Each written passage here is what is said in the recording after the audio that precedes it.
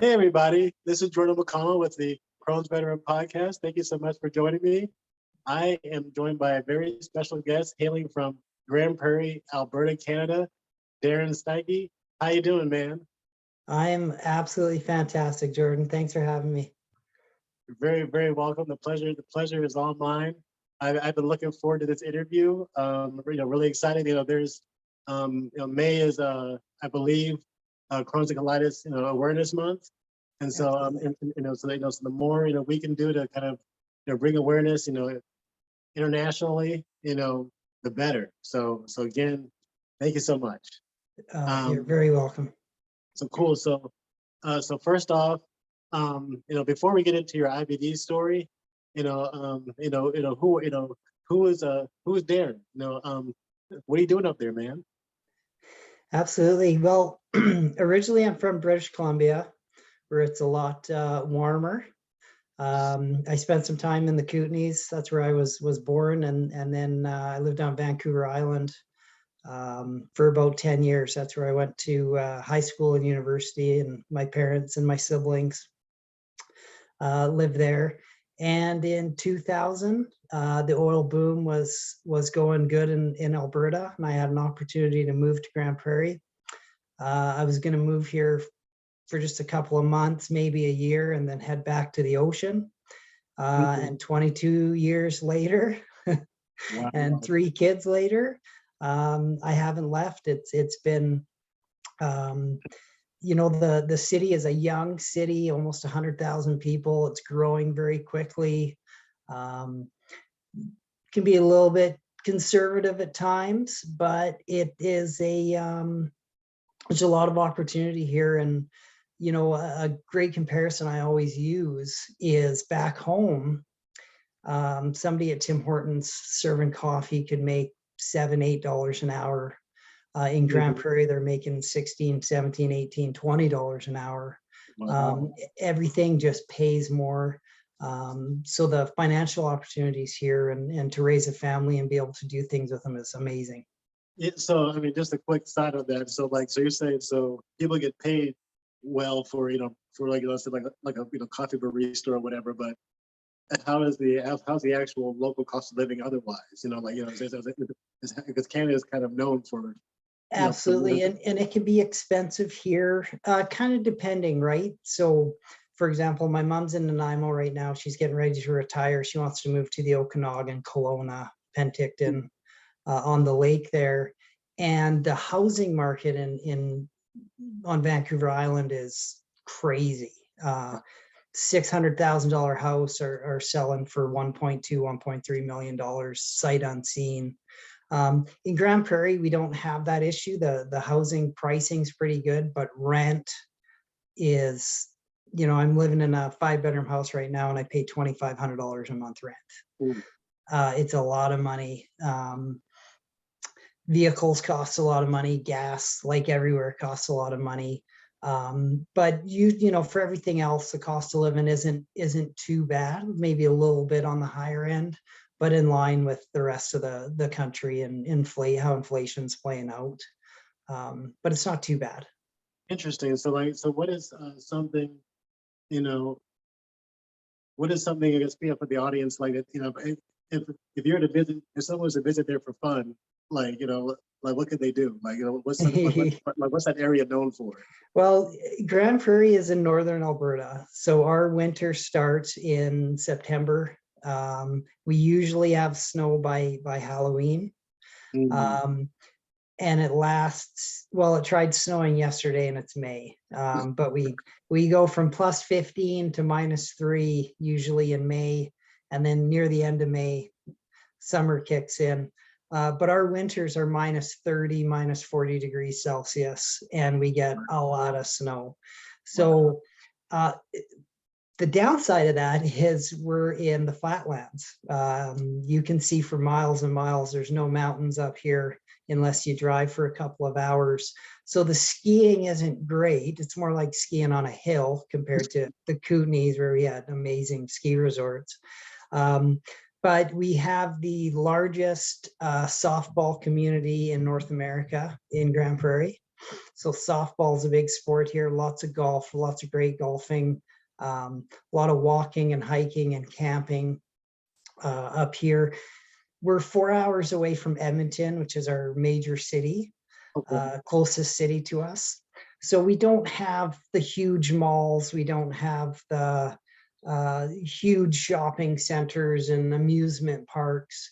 But there's a lot of family orientated things to do here. And then in the winter, if you're not curling or cross country skiing, you're huddled inside your house trying to stay warm until Gotcha. the temperature goes up a bit. Well, I spent 14 years in the state of Nebraska, Yeah, and so it's no joke. It's cold, cold. Like I was there, so it's kind of. I was listening to you say, about winter and stuff, and yeah, it can snow from October to April. And I think, yeah, and I think, and it's snowing maybe the first day or two of May is not unheard of either, right? no, And it's and the coldest it's ever been there. Like actually, I've been in Las Vegas about a year, a little over a year, and so like last February, before we moved, it was like -21 Fahrenheit. So I don't know what that works out to be to Celsius, but it's still pretty gnarly. So it's still pretty cold. absolutely. I was amazed when, if I talk to friends of mine in the States or on the West Coast, and they, I'll say, hey, I'll give you a call. I just have to plug in my truck. And they don't know what that means. They're like, is it an electric truck? Is it a Tesla? No. We have to plug our vehicles in at night so we can start them in the morning because it's cold. They don't understand that. They've never seen that, which I think it's kind of cute, but. I will. Well, I'm moving on a little bit. I saw you on LinkedIn, right? And so, and I saw, this, huge scar in your stomach and stuff. And you're kind of just saying, all the struggles with, IBD and so, so if you could do me a big favor and, run me through, your personal journey with IBD for, for the folks listening. Absolutely. So in 2013, I was 33 years old, and I started getting symptoms, bloating after I ate, and a sharp pain in my abdominal section. And like most guys my age, it's a stomach ache or it's a bug. It'll go away on its own, but it never quite resolved. And in Grand Prairie, we have an amazing internal medicine IBD division and a renowned doctor across the country. But I didn't know what internal medicine was. I didn't know what IBD was. It ran in my family, but you hear Crohn's disease and you think, no, okay, it's something to do with their eating. So I never gave it much thought. Right. But the pain would get to a point where I would stop eating. If it was supper time, I was hungry, I would not eat because I didn't want to lay on the couch in pain afterwards. So I started losing weight, and I don't have a whole lot of weight to begin with. I'm not a huge guy with a lot of extra weight. So I finally went to the doctor, and they referred me to the internal medicine specialist. Her name's Dr. Westra. And if it wasn't for her, I probably wouldn't be talking to you right now. I can almost guarantee that. She did a colonoscopy and said, you know what, there's some scarring on your intestines, and you have aggressive Crohn's disease. Okay. So she gave me some books to read, and we started the regimen that most people with IBD start. You start small with steroids, oral steroids, and Pentasa, and you go through the whole list to see if there's any alleviation. Nothing was working for me, and I ended up on azathioprine, otherwise known as Imuran. Okay. I have a cousin who also has Crohn's disease. He's the same age, and he's been taking Imuran for years and has had no symptoms. So we thought, oh, this is great. Mm. The symptoms started to alleviate a little bit. And then late 2013, I went for a nice steak dinner, and I went home, and I had to call 911 because I developed a blockage, and the pain, like I couldn't stand up. I couldn't stand up. I was having a shower, collapsed in the shower, and I had to crawl my way to my phone in my bedroom. I called my parents, and my dad said, "Why are you calling us?" So he goes, "So it's call 911," like, because I live by myself. So my other phone, I'm on the one phone with my parents, the other phone with 911. And the paramedics arrived, and I was carted off to the hospital, and they gave me some morphine, no effect. It ended up having to be some fentanyl to actually take the pain away. And I had a abdominal X-ray and a CT, and they said, you have a blockage, and we're going to have to operate. I'd never had a major operation before, and I was quite scared. I didn't know kind of what was going on. I still didn't really grasp the disease that I had. I was a little bit in denial. You know, I knew I was taking a lot of pills, and I knew I wasn't feeling very good, but I didn't think I had this life-altering disease. I wasn't willing to accept that.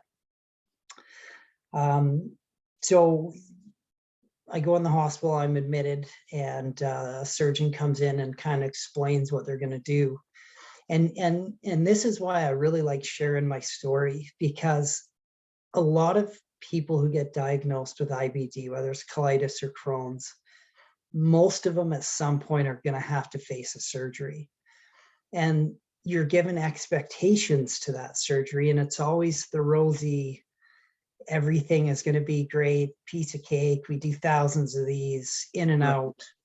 And the surgeon explained to me, you know, we're going to do it laparoscopically. You're going to have very minimal scarring in the hospital for 3 days. We're just going to take a little chunk of your intestine out. 2-3 weeks, you'll be back to normal. So I had the surgery, and I woke up sometime late in the afternoon. I had a friend there, so I wasn't by myself. And you know, after surgery, you want to go to the bathroom. That's the biggest key that it works, and they're really pushing. Yeah. But I did notice when I first woke up, I didn't have 2 or 3 little scars. I had one big scar, and that took me by surprise. And you know, you have staples, you're in a lot of pain, you're on a morphine pump. So the surgeon came in and he explained, you know, we need you to go to the bathroom, but you had a lot more diseased intestine than we thought. Your appendix, you know, it's wrapped around your appendix, so we had to take that out as well. And we had to take your ileum out. Now, I didn't know what an ileum was, and he just basically said, you know, you're not going to have any foreign bowel movements from here on out, but you're going to feel better. And once you go to the bathroom, everything's going to be great.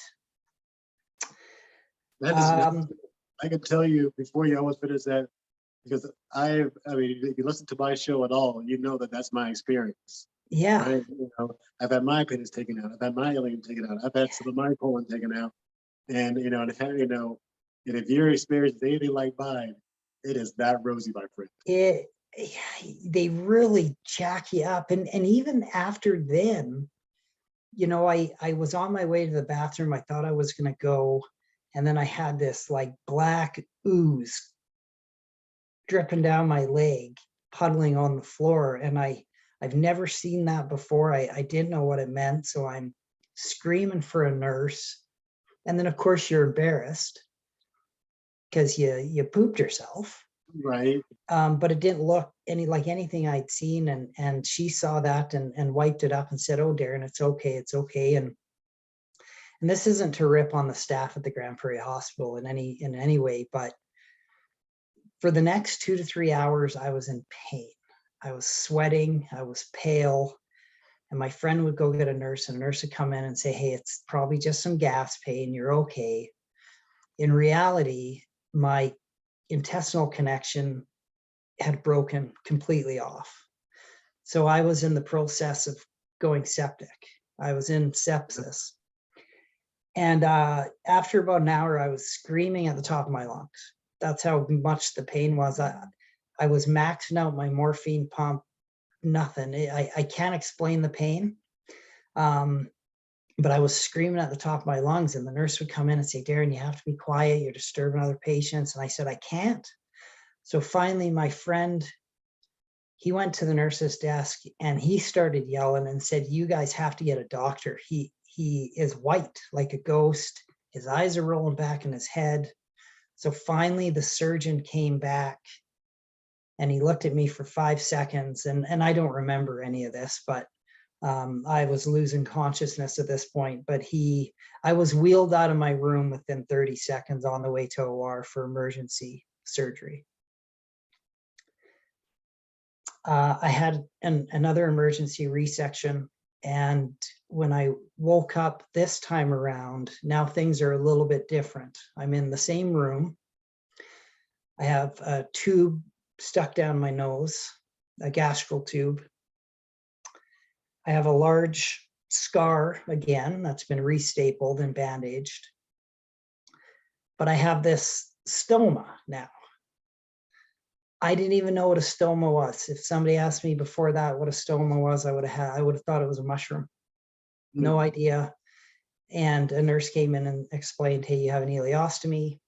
It's temporary, but it's going to be doing the work that your intestines do so that they can heal, because we've reattached them."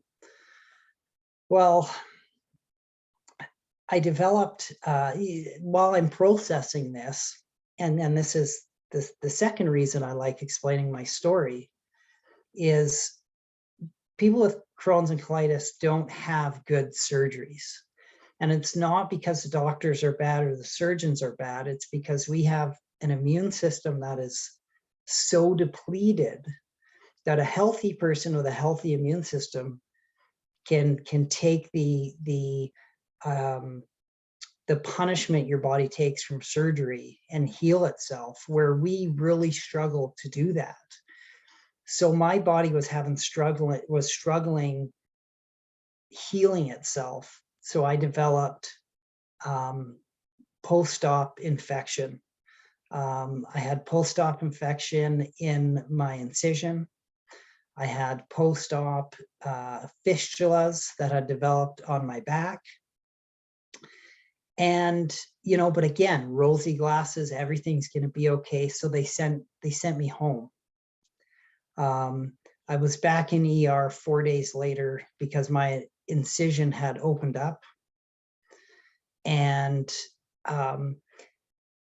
so I spent another 3 weeks in the hospital fighting the infections. I had 2 pigtail drains inserted into my groin for the fistulas. They were connected to bags strapped to my ankles, collecting whatever they were collecting. I had an ileostomy, and I had a incision, and where it had opened up at the bottom was an open wound. So every day I had to go to the hospital, and I had to get dressing shoved into it, and then they left it open. I had a vacuum on it for a period of time, but you're dealing with all this and Crohn's, and your life isn't normal. It was not a quick in and out. And I remember laying in bed one night. I woke up at 2:30 in the morning. My ileostomy bag had burst. And this is where the mental health aspect comes in. If you want to talk about humiliation, even though I was by myself, I'm laying in my bed. It's 2 in the morning, covered in feces. I'm trying to keep it from getting into my open wound. And you lay there and you quit, because you say, I can't, I have 2 kids, I have a job, you're trying to live a normal life, and you're laying in your bed covered in feces, and you're trying to put your ileostomy bag back on and put a new seal on, which is a process in on itself. You're trying to bury this open wound and it's an incision that's still healing. Plus you have 2 drains in your groin. Getting out of bed sometimes it'd take me, I'd lay in bed in the morning and it'd take me 2 hours to get out. Because I just didn't, everything was different. And I was promised or told over and over that everything would be just fine, and it wasn't. And I didn't have a resource to go to. And so I started getting very, very depressed. And, you know, but I still tried to do things that were important. You know, my dad was my best friend, my biggest fan, and he was sick. He had diabetes with cardiovascular disease. He had quadruple bypass surgery and a pacemaker, and he had issues with circulation. He was in a lot of pain, but he loved hockey. He loved the Vancouver Canucks. He lived in Nanaimo on the island, Vancouver Island. So I got tickets to the Heritage Classic in Vancouver for him. Vancouver was playing Ottawa, and I flew there, and we got to spend the weekend watching the hockey game. But it was hard because I had this ileostomy bag. I just discovered the belt that you can get with it, so that it doesn't hang down and pull on your stoma. But even in Vancouver, we were in a hotel, and I'd have to get in the car. I'd have to drive to the hospital in Vancouver so they could take the dressing out of my open wound and put a new dressing in. So I tried to do normal things, but it's not normal. And you put on a brave face, and you see somebody with Crohn's, you see somebody who's had a surgery, and they look like they're doing fine, and they're putting on this brave face, but underneath it sucked. It was the worst thing I've had some adversity. You know, I had West Nile virus when I was 16. I had encephalitis. I had a seizure and went into a coma. I spent months at the Vancouver Children's Hospital. I lost my 23-year-old sister in 2009. I lost my dad in 2015. I've had a divorce. I've lost my house. I had to fight for my kids. I've had adversity. It was the worst thing I'd gone through in my life.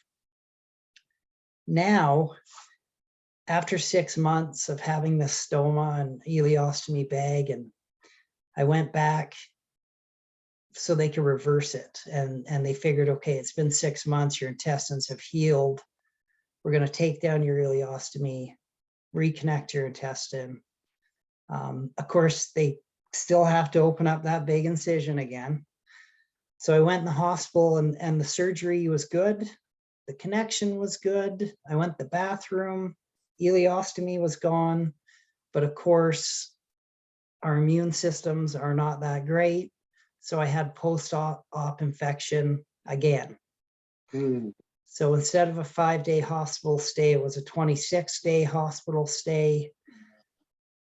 The Olympics, which at that time was Sochi, Russia, started and ended while I was in the hospital.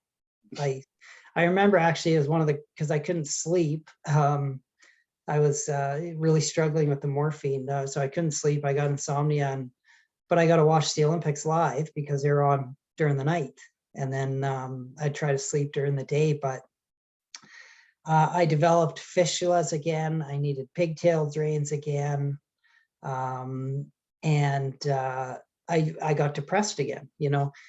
15 days in the hospital, you just get depressed.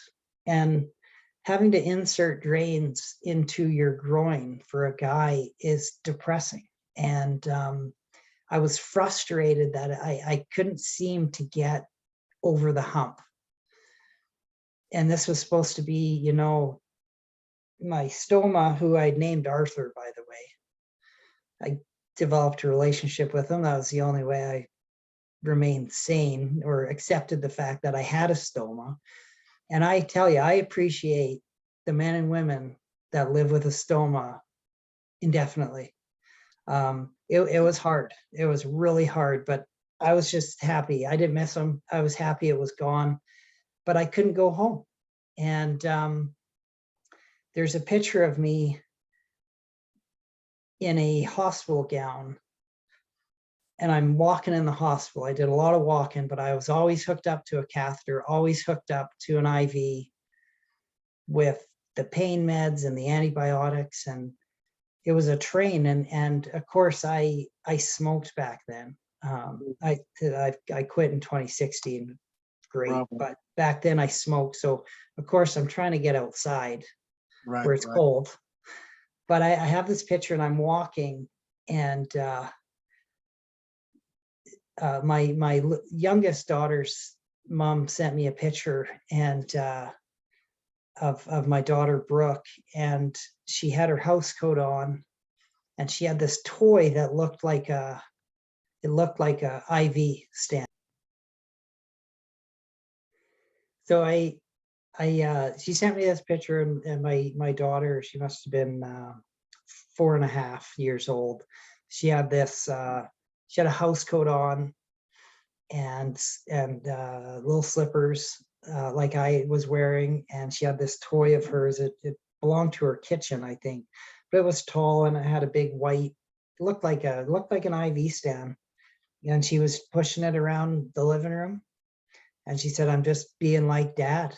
And because that's how they saw me, you know, pushing around in a hospital gown, pushing around this IV. So it was depressing, but after 3.5 weeks, I finally got to go home. And I started taking my Crohn's disease seriously. But I felt better. I was eating better. The fatigue was gone. And I started working out. I started tanning because it made me feel really good, and got into softball, got into golf, got into curling, all the things I really wanted to do, I got into. And I was really, I think I was on Imuran for a bit, but I was feeling really good. And I got just about 6.5, 7 years of symptom-free life. But with Crohn's or colitis or IBD, you know, little things can turn into big things, and victories can turn into defeats. And I started on biologicals in 2019. I started Remicade. But of course, right around the same time, I lost my job. The economy started going down. There's a big downturn in the economy. And I went into a bit of a depression again. And of course, I couldn't afford the Remicade. So I just dropped it. I just went off of it. And if I was still able to be on that Remicade, I could have prevented my last surgery. I really believe that. But because I got off of it, come 2020, I started getting some more symptoms, the bloating, the fatigue and lethargy feeling. I knew something was going on. But what's really neat in Grand Prairie and Dr. Westra is in Canada, there's 2 ultrasound machines specifically made for IBD. Oh, wow. And they're just like an ultrasound machine, but they're a little bit more sensitive. They work a little bit differently, and they allow you to avoid the colonoscopy. They can get actually a really good heat map and picture of your intestinal tract. And so I started going for a few of those, and then a few colonoscopies. And they determined, you know, it is so aggressive that we want you to get back on the Remicade, get back on the biological. I started taking Julio, which was an alt version of Remicade. Okay. Same thing, a little bit cheaper, and it was a self-injected instead of the IV. But we're going to get you to take this for 6 months just to see if we can get the inflammation down a little bit, but we are going to have to operate and take this, another section of intestine out. This created a lot of anxiety for me on top of the 2 years of COVID and the anxiety that comes with that, and your kids. You know, we all got COVID, the kids got it, we got it. And we're all, you know, we're lucky enough to get on Omicron, and we're all vaccinated. So we made out okay, but there's anxiety that comes with it, and especially because we're immunocompromised. But I'm, you know, I don't think I have PTSD, and I don't say that. I say that because I've seen PTSD. You know, I have a twin brother, fraternal twin brother. He's a lot taller and a lot bigger than me, and has red hair and blue eyes. It's crazy you say that, because I have a fraternal brother, and you know, and I'm 5'8", and he's like 5'11", and he's like 50 pounds bigger than me. Like, oh yeah, the exact same right? thing. Yeah, we got ripped off, Jordan. Somehow. I like to think I got the intelligence and the looks, and he just ate in there. But that's what he'd beat me I up always if I say. said Like, that. you know, like he was. I never say that to his face, so. But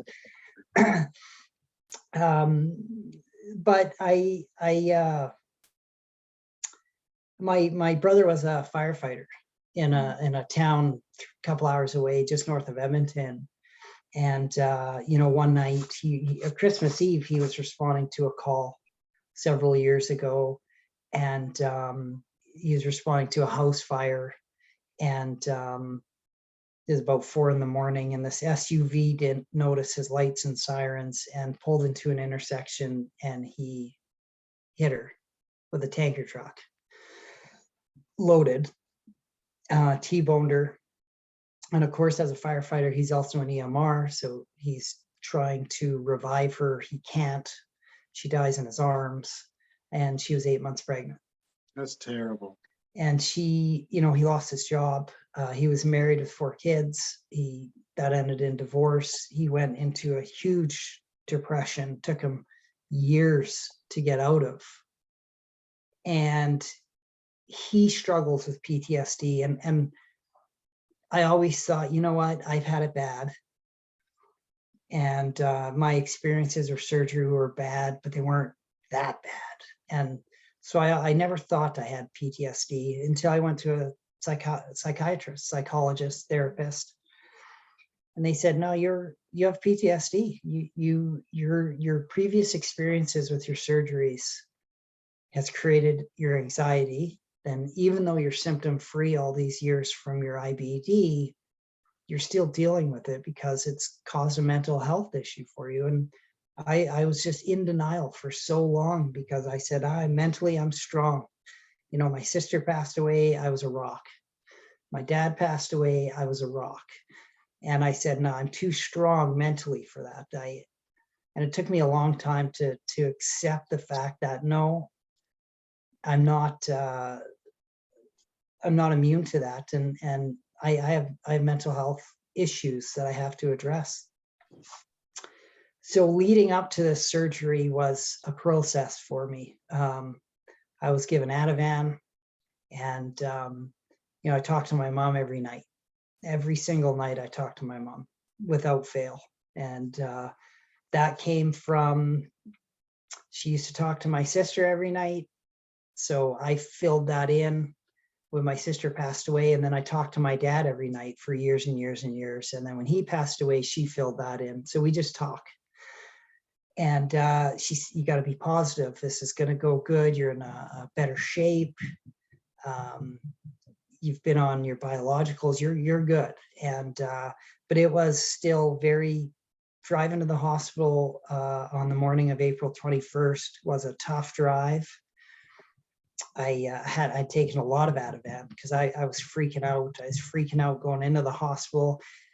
And, we just had a brand new hospital that opened up last September, $1 billion health center with a cancer clinic and a learning academy. And every room is private and every room has a view, and beautiful building, lots of light.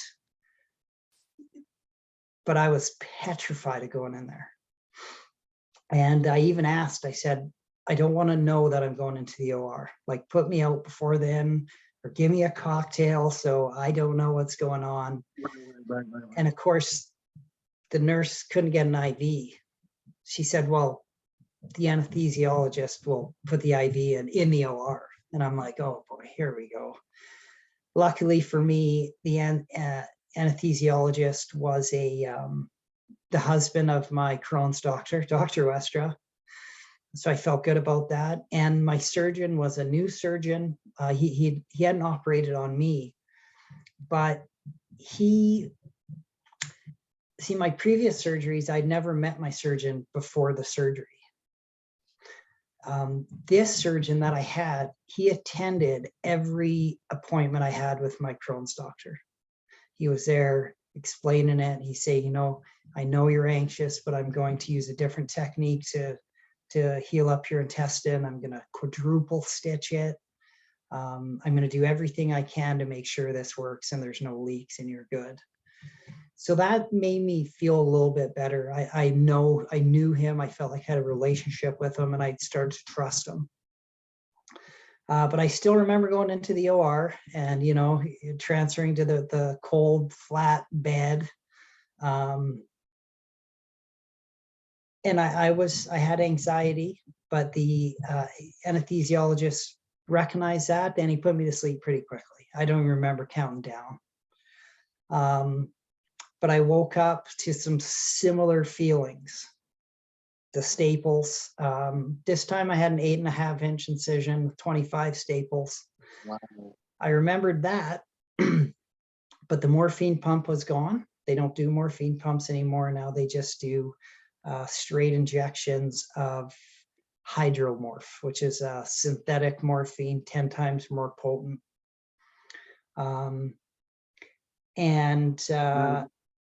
Now, did that actually work for you? It worked, but I wasn't a big fan of it because I got really high and they had to push Gravol through my IV before they gave it to me, or else I got the really nauseous feeling. And to the point that I asked to switch to Tramacet orally, probably a lot sooner than I normally would have with normal morphine. Because it was great at night when I was ready to go to sleep, but to get it at 10 in the morning, it didn't make me feel very, very good. But I didn't have a nasal tube or NRG tube. I didn't have a stoma. I looked right away for that. And that open wound that I got so many years ago that was like a crater in my stomach, and my kids called my second belly button. He had sewn that up straight. And he came to see me and he said, everything looked good. They took about this much, about 4.5, 5 inches of intestine. He said the surgery was 2.5 hours and he was really happy. But of course, I'm laying in bed and I'm preparing for the worst. This is when the post-op infection happens, or the leak, or the sepsis.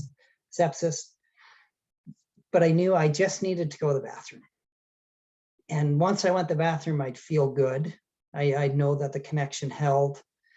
And it took a bit, but finally I called my common-law wife that night. She'd come and visit during the day, but I was pretty drowsy. But I called her at night and I said, I pooped. And then the next day I went to the bathroom and then I didn't go to the bathroom all day. So I said, oh, here we go. Now, I went to the bathroom that night, and ever since I've been going to the bathroom normally to great joy. Wow. Every day I did learn something from my last visits. I got out of bed 4.5 hours after coming conscious.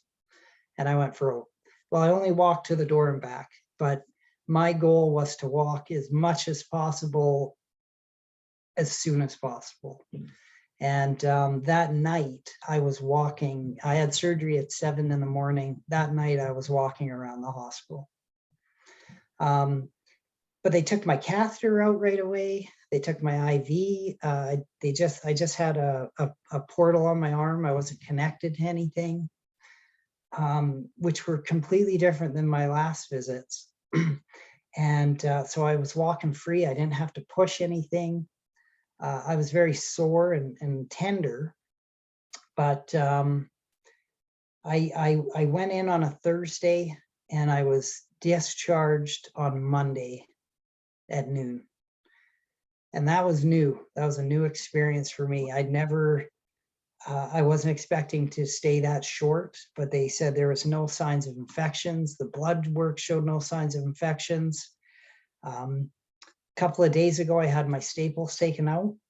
And of course, I always look, I can't look at my incision until it's completely healed. So I have a bandage over it all the time, and steri strips, because I'm paranoid and I have PTSD.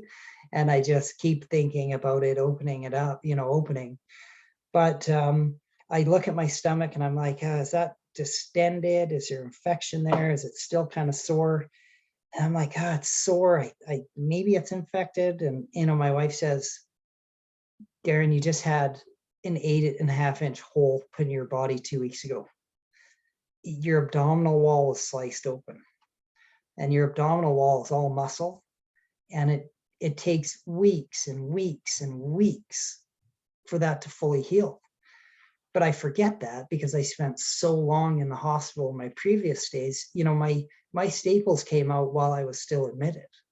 This was the first time I actually went to the hospital from work and got my staples removed. But I took a week off and I went back to work. Luckily for me, I work in an office. I work at a desk.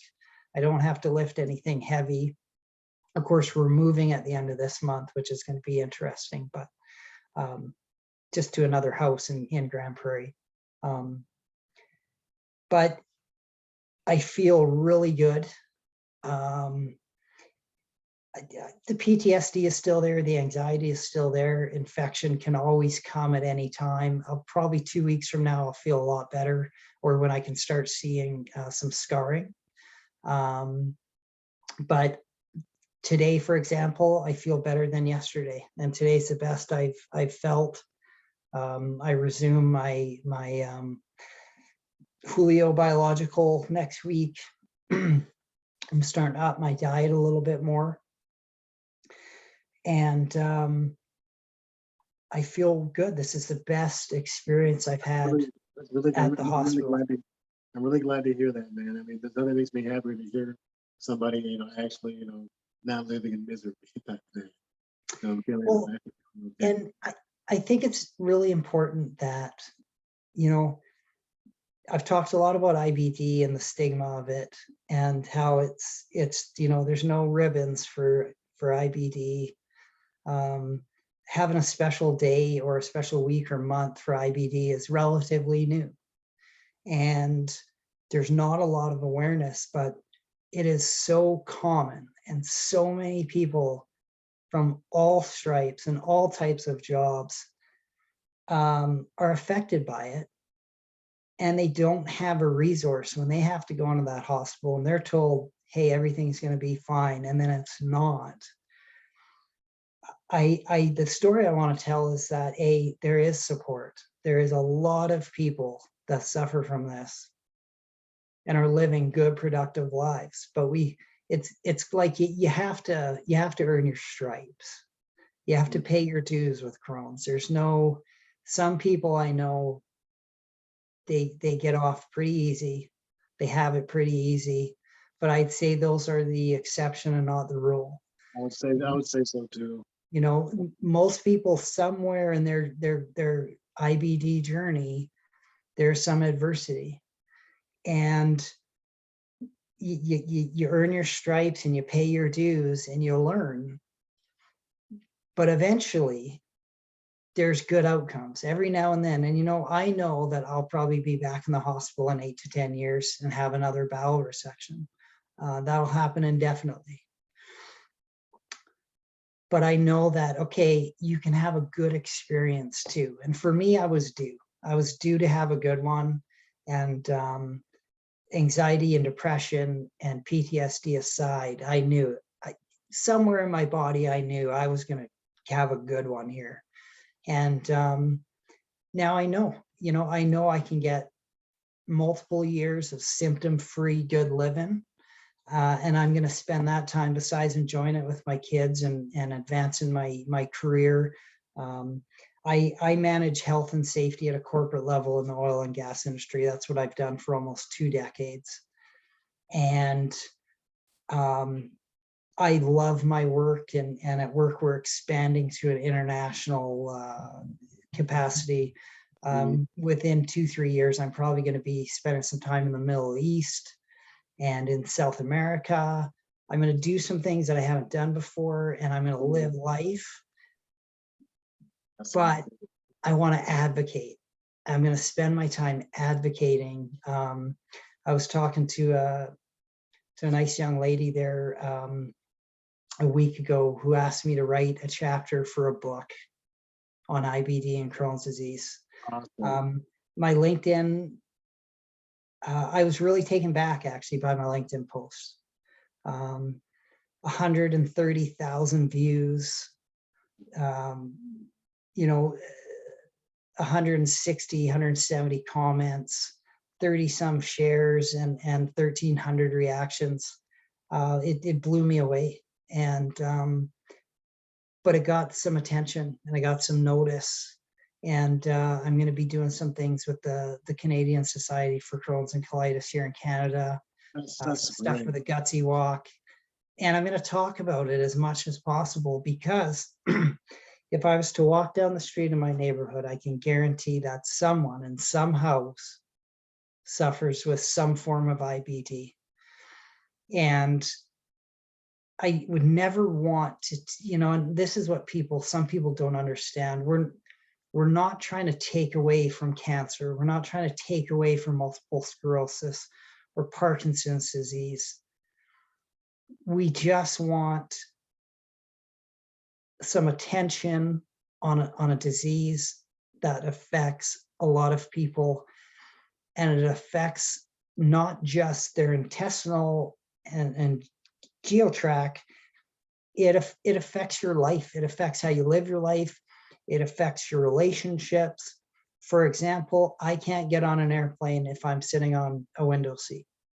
I need to be in the aisle, and I need to know I can hit that bathroom. I've never used the bathroom on an airplane, but psychologically, I need to know that I can. I can't drive as a passenger unless it's my wife. There's times when I go out into the field and I'm going with a coworker, I have to take my own vehicle, my own truck, because I need to be able to pull over if I need to. I usually don't, but I need to know that I can. Right. And, so even though I'm feeling good and everything's going to be great, it still changes the way you live your life and how you approach things. And you need support, because we're not all supermen or superwomen. We're not all as tough as we think we are and tell ourselves that we are. There's a lot of denial that comes with this. And I think the more advocation and the more attention it gets, the more people talk about it in their experiences, the less the more that stigma is going to be released. And people that they'll realize that it's okay. It's okay to accept that there's a mental health part to this. And it's okay to feel anxiety when you're on an airplane. And it's okay to be able to tell your coworkers, look, I go to that bathroom 20 times a day. I can't help it. I can't control it, but I have to. And, that's hard when you're in a workplace and you have a shared bathroom and you got to use that bathroom 20 times. And, but, I do do my best in that regards. But I think the more attention, the more people know about it, the more they're willing to talk about it, and the more they'll be able to get support for it. 100% agree. And so, it's been amazing talking to you, Darren, and just listening to your story today, man. Like, I'm just beyond grateful. Yeah, I mean, your journey. I mean, I used to smoke too, for a while, and cigarettes and stuff. Like, the stuff that you've been through, I relate to and empathize with more than you probably ever know. Which is good. That it makes me, as weird as this might sound, it makes me feel better knowing that there's others that had that same experience, because I think when you're in it, you feel all alone and you feel like you're the only person on earth that's going through it. And knowing that there's other people that have gone through that same thing is huge. But I would love to do more of this with you, Jordan. Me too, man. Like, I absolutely. feel like, there's more conversations to be had, Oh, yes. And so, Oh, yes. I look forward to it. Like, is this, just fascinating listening to, how you think, you're going through this journey by yourself, the mental health, complex PTSD, like depression, like anxiety, like, just, ileum being gone, constant diarrhea, going to the bathroom all the time, constantly being sick, putting on a brave face, going to work every day, corporate America. I know, man. I know. Yeah. And so. And here we are. Here we are. Right? Doing it. Keep trucking. Absolutely. Right. And I mean, I have a picture of me when I was at my lowest weight. I was very thin, and I'll send some of these pictures to you, Jordan. Okay. And I was wearing a blue long sleeve shirt and a hat and a vest, and it hung on me, and my face was very gate. It was very thin. I didn't look good. And then in 2018, I started a workout regiment. I put on a lot of weight. I was working out every day. I put on some really good muscle mass. And I put the same shirt on, the same hat, the same vest. And I took a picture. I put them side by side. And I filled that shirt out. My hat barely fit. And my vest was tight. And I just looked like $1,000,000 in my eyes. And so I'm looking forward to getting healed from this surgery, and then working out and putting on weight, and then you feel so good. And man, Crohn's got nothing. Crohn's has nothing on me, Jordan. Facts, exactly. We overcome, right? We do. And so, so with that, I want you to check out my website. So they're crohnsveteran.com. Go to the Crohn's Veteran store. Take it. I know you're in Canada, so get a hoodie. It's on me. Okay. Absolutely. It's funny. It's funny that you say that. You earned your stripes, because if you go to my website, that's the first thing you see is that you've earned your IBD stripes. Yeah. So you definitely earned yours, man. I really appreciate your time. Real quick. If people want to reach out to you, support you, or just, drop you a line, to say hi, how can they do that? You know what? LinkedIn is a great way, or they can just shoot me an email, and my email address is the best one to use for me is Darren, DARREN @ripmonkey.tech. And it's on my LinkedIn profile. Monkey has no E in it, but that's my side hustle, my website development company there that I do on the side. But just look me up on LinkedIn, shoot me a message. I love to talk about it. I'm a talker. And let's talk about website design, because I'm always looking to improve here. So absolutely, that'd be fun. That'd be fun. Yeah. Well. And to everybody listening out there, if you found value, if you like what you heard, please like, subscribe, support, share, absolutely. All that stuff. This show is a labor of love. I do this just to raise awareness, to help people. and uplift the IBD community worldwide. And so, so please, if you're listening to my show, help me by sharing Darren's story to us, to the far reaches of the globe. And so, Absolutely. More shares, the better. Definitely. And so, again, if you want to, if you're interested in an interview on my show, you can reach me at jordan@crohnsveteran.com. My website is www.crohnsveteran.com. You can check out the store, crohnsveteranstore.com. They're very creative. That's where I'm going right now, buddy. Right. And then we've got a YouTube channel. You can hear the podcast on, of course, Spotify, Google Podcasts, Apple Podcasts, all that kind of fun stuff. Please support us. Much respect, man. I appreciate you. Hey, thank you, Jordan. You're doing an absolutely wonderful thing. And I look forward to helping you any way I can, brother. Thank you. I really appreciate it. It means a lot, Darren. And